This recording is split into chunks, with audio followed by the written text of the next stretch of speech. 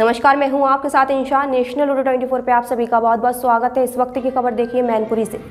मैनपुरी पहुंचे उत्तर प्रदेश सरकार के पूर्व मुख्यमंत्री अखिलेश यादव ने की प्रेस वार्ता।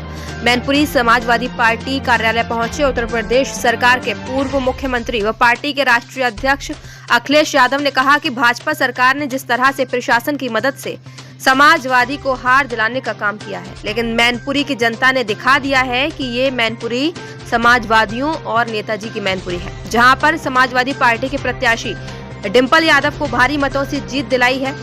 हम मैनपुरी की जनता का धन्यवाद व्यक्त करते हैं। तो वहीं पर मीडिया से रूबरू हुए और मीडिया के सवालों पर कहा कि जिस तरह से सरकार ने कहा है कि चौराहे पर कोई घटना होती है तो दूसरे चौराहे पर घटना कारित करने वाले आरोपी को धराशायी कर दिया जाएगा। वहीं बता दें कि पंजाब आतंकवादियों के सवाल पर कहा कि इस पर कुछ भी कहना जल्दबाजी होगी। सुब्रत पाठक ने कहा कि खैनी बंद होनी चाहिए। अखिलेश यादव ने कहा है कि किसानों के लिए सड़े हुए आलू से वोदका बनाने का प्लांट लगाएंगे। कहा ईशन नदी पुल पर गोमती रिवर जैसा ड्रीम बनाएंगे, जिससे आने जाने वाले लोगों के लिए बैठने का एक अच्छा स्थान हो सकेगा। प्रेस वार्ता के दौरान और क्या कुछ बोले अखिलेश यादव, देखिए खास रिपोर्ट। मैं धन्यवाद देना चाहूंगी मैनपुरी के सभी लोगों का, जनों का, जिन्होंने समाजवादी पार्टी को भारी मतों से जिताया है और जिन्होंने इस बात का ध्यान रखा कि पिछले कई दशकों से नेताजी ने यहाँ पे जो विकास कार्य किए हैं, जो विचारों को लेके वे चले हैं सबको साथ लेकर, तो और नेताजी को सच्चा सम्मान देने का जो काम किया है और जो सभी लोगों ने जो इतिहास रचा है, मैं सभी माताओं बहनों को धन्यवाद दूंगी जो निकले हैं और जिन्होंने वोट डाला है और जिन्होंने समर्थन किया है मेरा और मुझे मौका दिया है क्षेत्र की सेवा करने के लिए। अभी जैसे कि बीजेपी के लोग आरोप लगाते हैं कि वो सांसद बनने के बाद यहाँ नहीं दिखाई देंगी कभी, क्या मैनपुरी की जनता को कभी कभी दर्शन होंगे? उनका ये मैं भ्रम पूरी तरह तोड़ने की पूरी कोशिश करूँगी, जो भ्रम है और जो ये पैदा करने की कोशिश कर रही है। ये क्या है भाजपाइयों का? कौन टिकट लेगा उनसे? 3 लाख से हार गए, टिकट लेगा? इतना बुरे जनता ने हराया आपको, टिकट कौन लेगा तुम्हारी? भाजपा के 100% एफर्ट के बाद सपा की ऐतिहासिक जीत, क्या लगता है कि एजेंसियों का दुरुपयोग अब देखने को मिल सकता है? ये एजेंसियों क्या है? एजेंसी है जैसे चुनाव में क्या किया है? पुलिस भेज दी, सेंट्रल फोर्स भेज दी। सेंट्रल फोर्स को तो पता नहीं था ना कि गांव किसके हैं, तो यहाँ का लोकल स्तर का अधिकारी उन्हें गाइड करता था कि यहाँ इस गांव में चलो। जैसे मैं एक कार्यक्रम में गया यहाँ मैनपुरी में, पूरी सेंट्रल फोर्स, उसे गली नहीं पता होगी, लेकिन मैंने देखा आगे आपके लोकल थाने का अधिकारी चल रहा था, तो वो गली गली घुमा रहा था। सेंट्रल फोर्स गली गली घूमी, जीता कौन?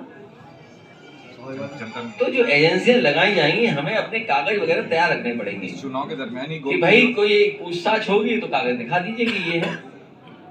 चुनाव के दरमियान ही गोमती रिवर फ्रंट वाला मामला भी आ गया था। देखिए ये कुछ नहीं है, ये केवल लोगों को बदनाम करने के लिए है। जैसे आपके यहाँ ना ब्रेकिंग न्यूज है, जो सूत्र है वो एजेंसी है। आप सूत्र बताते नहीं हो, जैसे हम आपसे पूछेंगे कौन सूत्र है, मतलब सूत्र है। इसी तरह एजेंसियां हैं, इनका कोई मतलब नहीं है। कागज अगर चेक करेंगे हम लोग दिखाएंगे, और फिर कोर्ट में मामला है, कैबिनेट के डिसीजन है। अगर आप कैबिनेट का भी नहीं मानेंगे आप, तो फिर हर एक की जांच होगी। कैबिनेट आखिरकार क्यों है, विधानसभा क्यों है? जो समाजवादी पार्टी का रिवर फ्रंट का प्रोजेक्ट है वो कैबिनेट से पास है।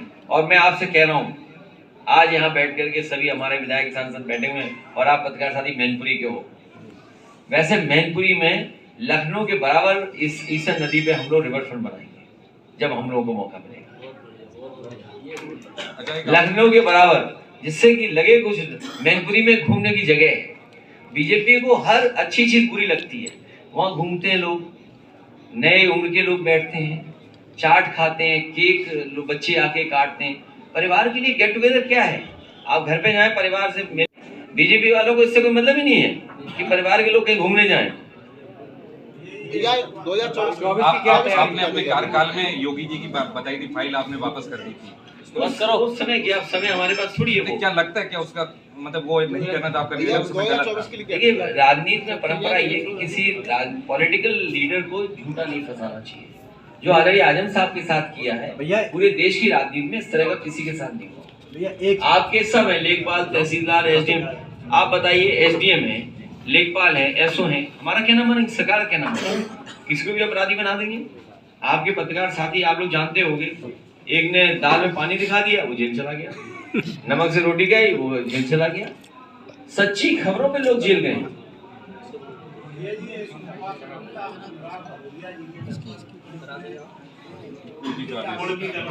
देखिए, वो जो हो सकता है उनकी कोई भावना नहीं रही, कोई गलत उनकी, कुछ उन्होंने कह दिया सच। भाई, परिवारवाद क्या है? बीजेपी वाले चिल्लाते हैं परिवारवाद, चिल्लाते कि नहीं चिल्लाते? क्या मुख्यमंत्री जी के परिवार के वो नहीं थे? अगर उस स्थान पे वो न होते तो शायद मुख्यमंत्री जी यहाँ नहीं होते। ये स्वीकार करना चाहिए उन्हें। हाँ, कोई शब्द चयन में कहीं गलती हो गई होगी, सुनने में किसी गलती हो गई, लेकिन उसकी भावना ऐसी नहीं थी। लेकिन अगर आप उसके घर पे कुड़की कर रहे हैं तो भाजपाई लोग हमें टोटी नहीं बोलते थे, ये जितने बोलते थे टोटी टोटी टोटी, इन सब पे कार्रवाई होगी समय आने पर।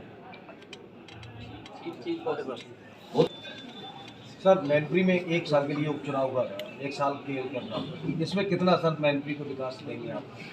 हमारा जितना भी निधि का पैसा है इनका, और जितनी भी योजनाएं रुकी पड़ी हैं, सब चलवा दूंगा मैं। और ये टूरिज्म मंत्री जो है जीरो बजट लिए घूम रहे हैं, इनसे तो कहेंगे कि यहाँ पे कुछ हब बना है टूरिज्म का, सब तो मानेंगे मंत्री हैं। अगर ना इनसे काम करवा ले तो कहिएगा। मैं आपसे कह के जा रहा हूँ, इनसे मैं काम करवा दूंगा। चाहिए इन्हें करना पड़ेगा टूरिज्म काम, नहीं तो मंत्री का है क्यों? देखिए क्या बनाते हैं यहाँ पर, कागजों में हम देख नहीं कागजों में नहीं, मंत्री लाएंगे। ये नहीं उतारा था, उन्होंने सोचा था सीधा लाभ भाजपा को मिलेगा। वो भाजपा को ना मिलकर सीधी समाजवादी पार्टी को लाभ हुआ। ये क्या रणनीति रही समाजवादी की, जो इस तरह का पूरा दलित वोटर जो पूरी बढ़ चढ़ के समाजवादी को समर्थन दिया?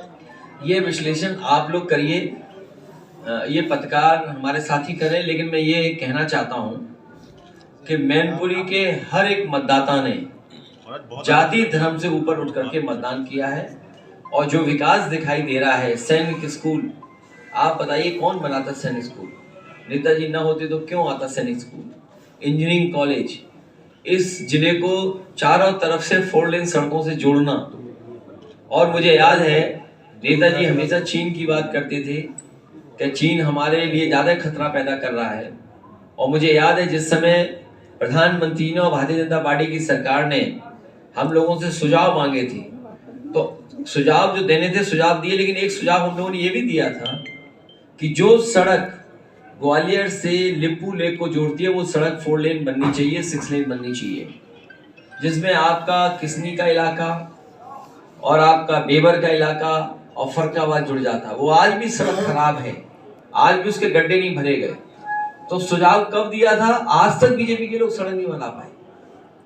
तो जो सुधार सड़कों में हुआ, जो सुधार बिजली में हुआ, जो सुधार स्वास्थ्य सेवाओं में हुआ, वो नेताजी का कराया हुआ था।